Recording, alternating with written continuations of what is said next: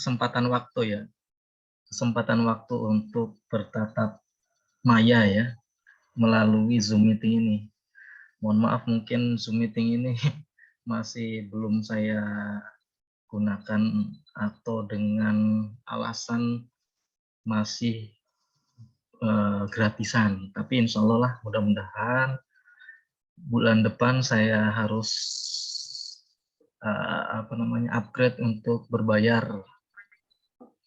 Ya, dan saya mohon maaf pula mungkin bila mana perkuliahan saya ini terlalu buru-buru ya. Tapi yang pasti saya sangat bangga bila mana ada masukan dari kalian, terutama berkaitan dengan apa yang saya sampaikan atau berkaitan dengan pengajaran saya, gitu. Diskusi di e-commerce silakan, tapi diskusi dengan tatap maya seperti ini juga saya mengharapkannya. Bukan berarti tidak mau ya, tidak sama sekali. Saya ingin sekali diskusi. Nanti bagaimana kalian misalkan setelah mata kuliah antara ini selesai atau dalam rangka penyusunan skripsi itu sendiri, silakan. Tapi bila mana saya tidak bisa menjawab hari ini, ya mungkin besoknya saya sampaikan. Ya bila mana tidak disampaikan atau tidak dijelaskan ya Pak Dion, berarti lupa mungkin ya. Manusiawi ya. Alasannya terakhir adalah lupa. Tidak juga sih. Ya harapan saya sih tetap nanti semester depan itu atau semester ganjil ya, semester 7 ya. Semester 7 kalian itu kelihatannya sudah mulai menggunakan tatap muka ya, langsung.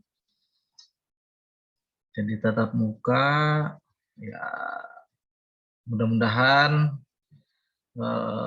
kalian juga dalam kondisi prima nanti pada saat tatap muka nanti. Kemudian kondisinya juga tidak malas-malasan, kita enjoy saja gitu. Enjoy, tidak ada intimidasi hal apapun. Saya masih dalam hal beradaptasi lah gitu.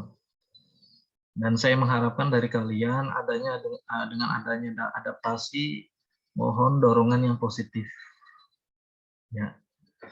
Nah itu langsung saja dari perkuliahan ini terkait dengan pertemuan 9 ya. Pertemuan 9 yang mana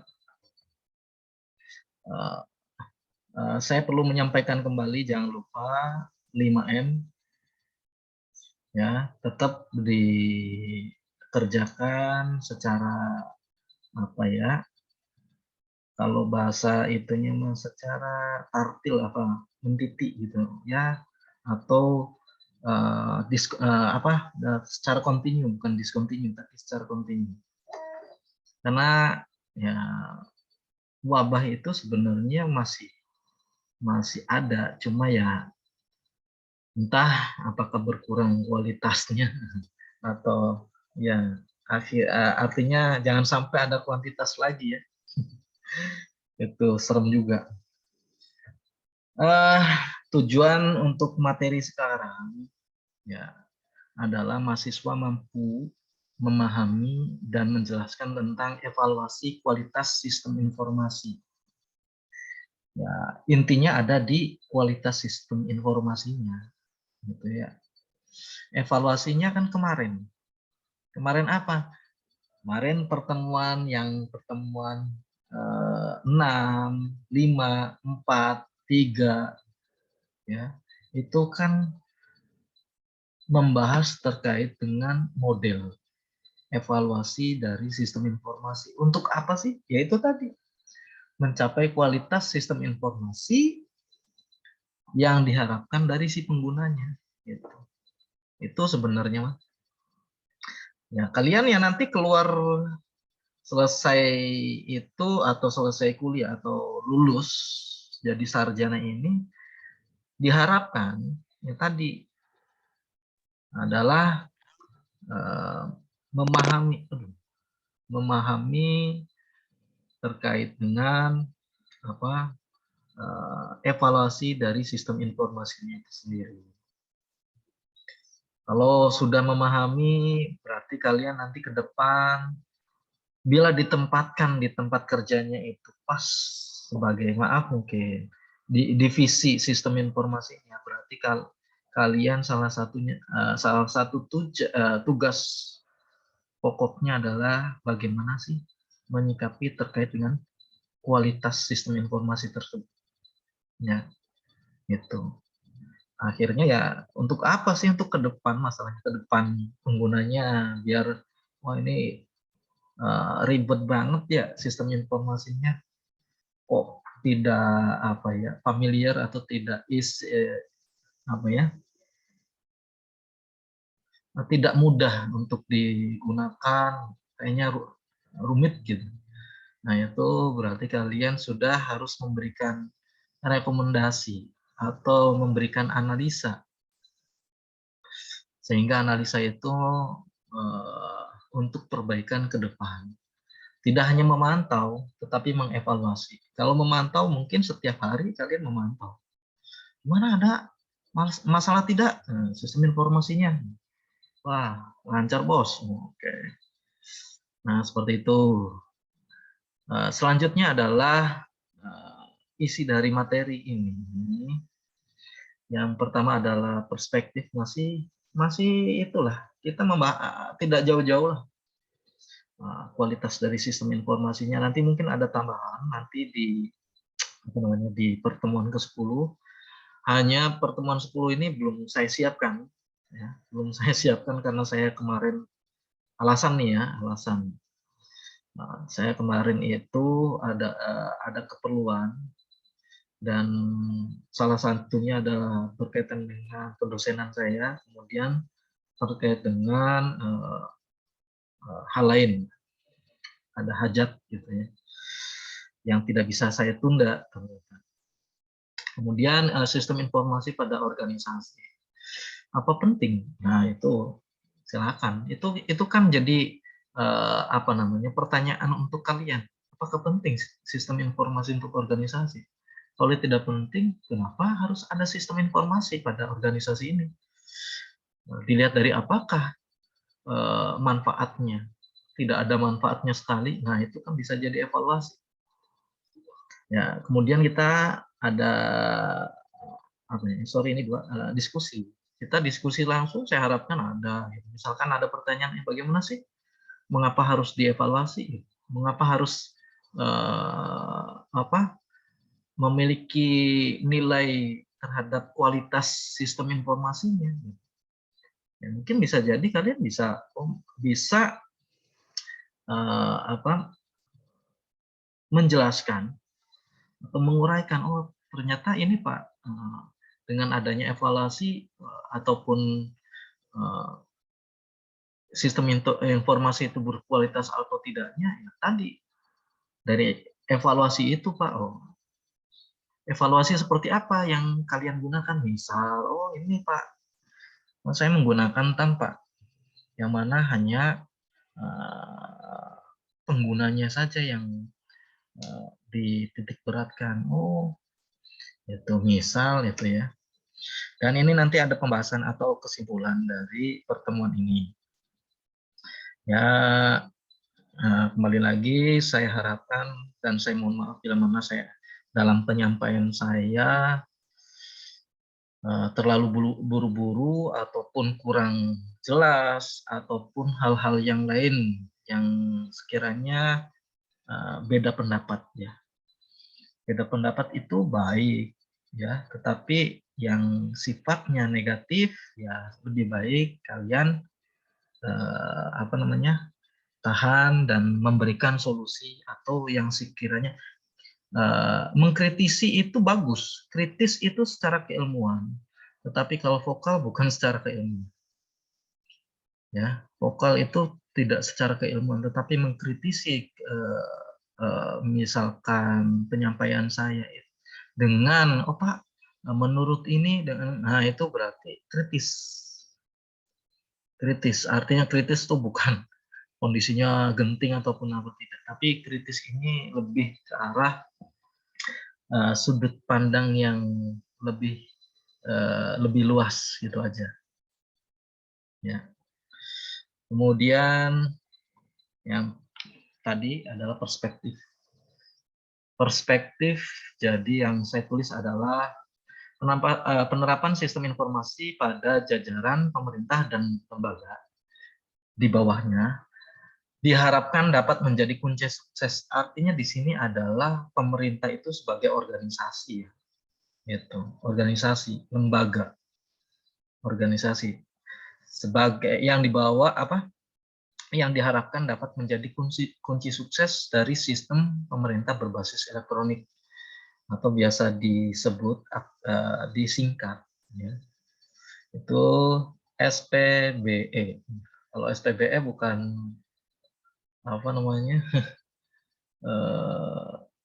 sistem itu ya, SPBU ataupun pengisian bahan bakar energi, bukan ya, tapi lebih ke sistem pemerintahan berbasis elektronik. Nanti e-government, adanya e-government.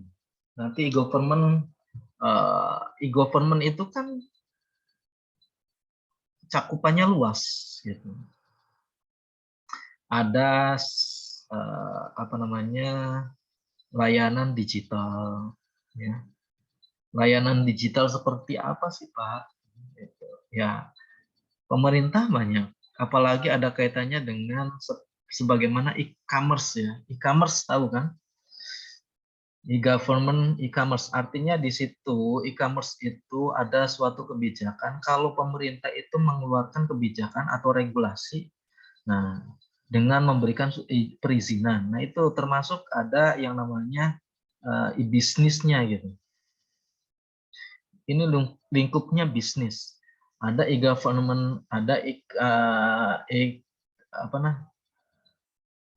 e-commerce ya, e-commerce itu sendiri, tapi itu adalah masih lingkupnya atau masih lingkungannya bisnis itu sendiri.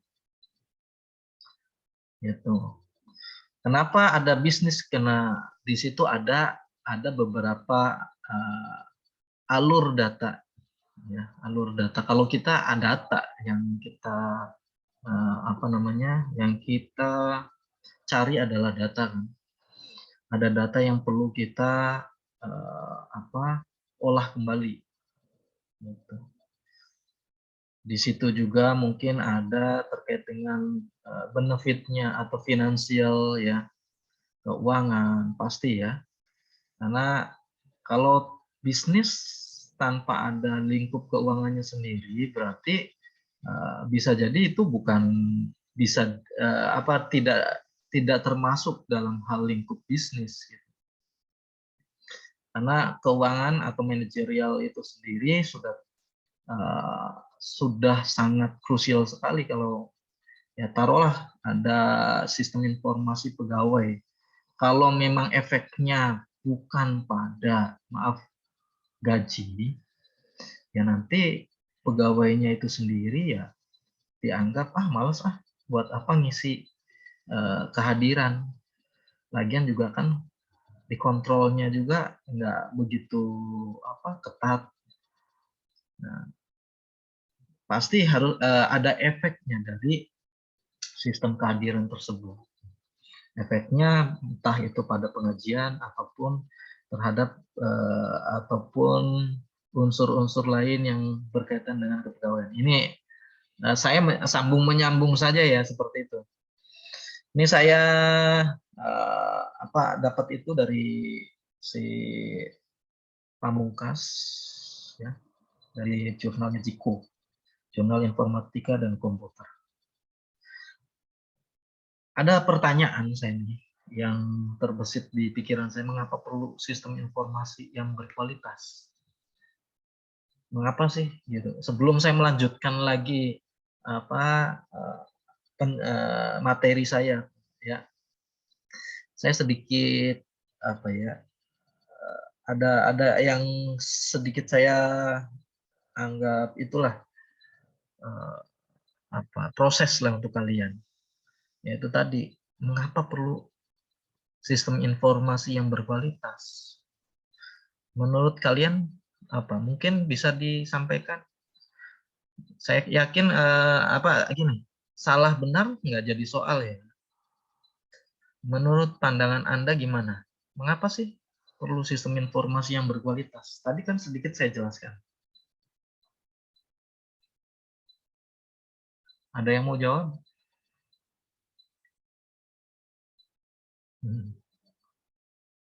Ayo. Bila mana jawab, saya tambahkan poinnya 10. Menurut sudut pandang Anda saja.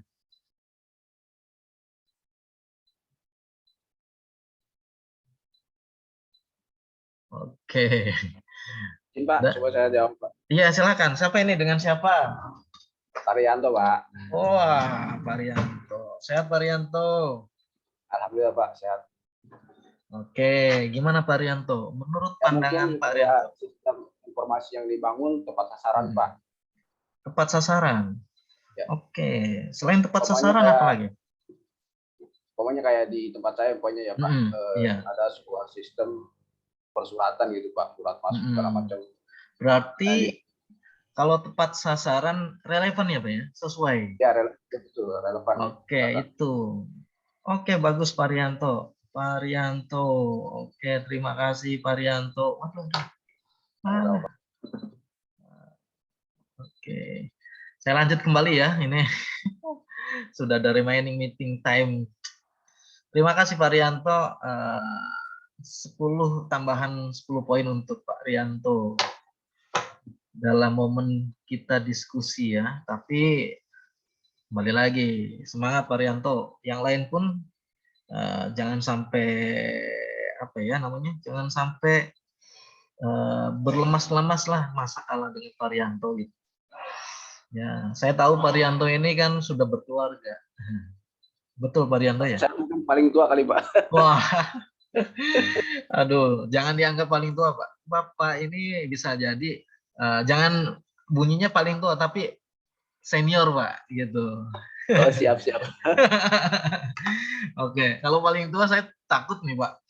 Barangkali dosennya, wah ini dosennya tua nih katanya. Oh ya, tua yang mananya dulu ya Pak, gitu. Maaf ya, guyon aja, guyon. Ya, siap, oke, next ya. Tadi sudah sedikit dijawab oleh Pak Rianto mengenai mengapa sih dibutuhkan sistem informasi yang berkualitas. Itu tadi betul Pak Rianto. Kita ambil jalur atau benang merahnya, kualitas informasi. Ya, sistem itu seolah-olah wadah, kumpulan namanya juga ya, wadah. Nah, seperti itu. Kalau gambaran sudut atau ya gambaran dari saya, penjelasan uraian saya ya, informasi itu kan berupa data. Sebelumnya itu data. Ya, berupa data-data, entah itu faktanya apa, di situ apa. Nah, sekarang ada kasus yang namanya Ferdi Sambo itu kan, wah, dicari data-data. Untuk apa? Ya untuk informasi. Informasi apa? Supaya informasinya jelas, relevan, berkualitas nanti hasil akhirnya. Begitupun untuk sistem informasi. Ya, embel-embelnya sistem informasi itu, wah ini harus berbasiskan web apa. Kita anggap aja secara umum dulu. Sistem itu kan adalah saling kait mengait. Kalau tidak saling kait mengait, ya belum jadi sistem. Ada beberapa elemen-elemen kan cuma elemen-elemennya saja, tetapi kalau berkaitan itu menjadi atau berbuah dari sistem itu sendiri. Nah, ada penginformasi, itu kan data. Tadi elemen-elemen tersebut yang berkaitan, ya fakta tidaknya apa. Nah, di situ informasi yang berkualitas kita sudah terlihatlah, oh ini harus relevan, ini harus tepat waktu. Kalau tidak tepat waktu, ya tidak dikatakan sistem informasi nih. Nah itu ya. Ini menurut definisi dari Davis ya. Itu kita kan sudah menjabarkan sebelumnya. Apa sih? Ya terkait dengan tadi isi obvious-nya kan sudah jelas di situ. Ya, ini menurut Davis ya, bahwa kemudahan untuk si penggunanya. Kalau nggak mudah, ya user friendly. Kalau bahasa itunya user friendly. Apakah user friendly? Nah itu, oh iya, berarti itu salah satu bentuk kualitas dari sistem informasi. Nah seperti itu. Nah kalian sudah dapat kan? Sedikit, oh harus user friendly, mudah untuk penggunanya. Kemudian dari user friendly itu merupakan tingkat seberapa besar teknologi komputer dirasakan, ya relatif mudah untuk dipahami dan digunakan, tadi user friendly, ya. Selain user friendly, apalagi tuh? Oh ternyata prosesnya cepat. Kenapa ini? Oh berarti pada saat kalian atau si development itu membuat, ternyata tidak banyak menggunakan kalau dulu bahasanya query ya. Kalau banyak query nih, gitu. Kalau banyak query, jadi loading terus nih, atau ya loading, kebanyakan loading ya itu mungkin ya. Kemudian kualitas sistem informasi memperlihatkan bahwa jika pengguna sistem informasi merasa bahwa menggunakan sistem tersebut mudah, ya tadi bahasanya cuma mudah. Pertama mudah dulu oleh si penggunanya. Nah, pengguna tidak memerlukan upaya, artinya effort ya, tidak ada ya tinggal klik, oh enak ya, tinggal klik ini langsung tampil interface lain atau aplikasi lain yang sekiranya dibutuhkan oleh si penggunanya itu. Ya, banyak untuk menggunakannya sehingga mereka akan lebih banyak waktu untuk mengerjakan hal lain yang kemungkinan akan meningkatkan kinerja. Tujuannya dari sistem informasi yang berkualitas tersebut adalah menghasilkan kinerja yang lebih baik dari sebelumnya. Dengan adanya sistem informasi, kok ini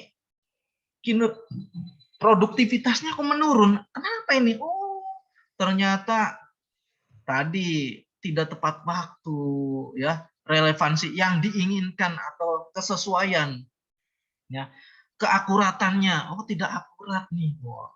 Jadi akhirnya ya oleh si analis, oh ini perlu dievaluasi lagi, perlu diperbaiki nih. Nah, sudah dikembangkan, perlu diperbaiki. Apa ada kejadiannya? Ya ada. Dan kenapa ada mata kuliah evaluasi sistem informasi? Ya dibutuhkan untuk hal seperti itu. Ya, itu saya dapatkan dari Nima Desri dan Iketut. Nah ini. Ya, kemudian kualitas sistem informasi berpengaruh atas keberhasilan pengembangan sistem informasi, ya pasti. Ya, jadi saya seolah-olah membaca, mengulas ulang punya artikel orang lain, tetapi itu ada kaitannya dengan evaluasi dari sistem informasi itu sendiri. Itu tadi, kualitas sistem informasi berpengaruh atas keberhasilan pengembangan sistem informasi. Jadi pengembang yang mengembang ini itu perlu ada beberapa pengecekan sebelum si sistem itu digunakan oleh atau dikembalikan oleh si vendornya, ya, atau digunakan oleh si nanti si penggunanya langsung atau organisasi tersebut. Itu ada tesnya gitu, ya, ada tes black box-nya. Kalau black box kan sebatas tadi apa sesuai tidak siaran. Nah, lain hal dengan white box, ya. White box itu sudah mencapai kedalaman dari sistem informasinya masing-masing dari interface-nya. Nah, jangan-jangan dengan klik ini ada kekurangan hal lainnya, itu tadi. Nah, dalam mewujudkan sistem informasi yang berkualitas, idealnya telah melalui fase quality assurance dan control. Nah, nanti dijelaskan terkait dengan quality assurance and control di pertemuan selanjutnya ya. Tetapi saya mohon waktu untuk pertemuan pertemuan 10. Saya secara pribadi saya mohon maaf belum saya sampaikan karena tadi ada hal-hal yang tidak bisa saya sampaikan di forum ini. Fase ini merupakan fase untuk memastikan kualitas sistem informasi yang telah diproduksi atau telah melewati fase development. Nah, itu ya. Setelah pengembangan atau setelah dibuat sistem ini, maka selain dari evaluasi dari kalau evaluasi kan sudah berjalan nih, ya sudah berjalan, berjalan. Ya. Nah ini sebelum berjalan ke pengguna itu ada fase berikutnya, ya namanya quality assurance dan control itu, ya. Itu tujuan dalam menerapkan fase tersebut adalah apakah telah sesuai dengan kebutuhan pengguna sistem. Apa yang dilihat dari fleksibelnya, ya, kemudahannya, adaptif ke mudah beradaptasi oleh si penggunanya, dan reliable ya, itu sesuai dengan kenyataan yang sebenarnya ya, kebenarannya. Kalian juga perlu ingat bahwa kita kemarin sudah membahas model TAM, WEG, dan HOT. Nah, itu ya. Nah, mungkin itu ada sedikit diskusi nanti ya. Diskusinya silakan kalian coba jawab menurut sudut pandang Anda sajalah tadi ya.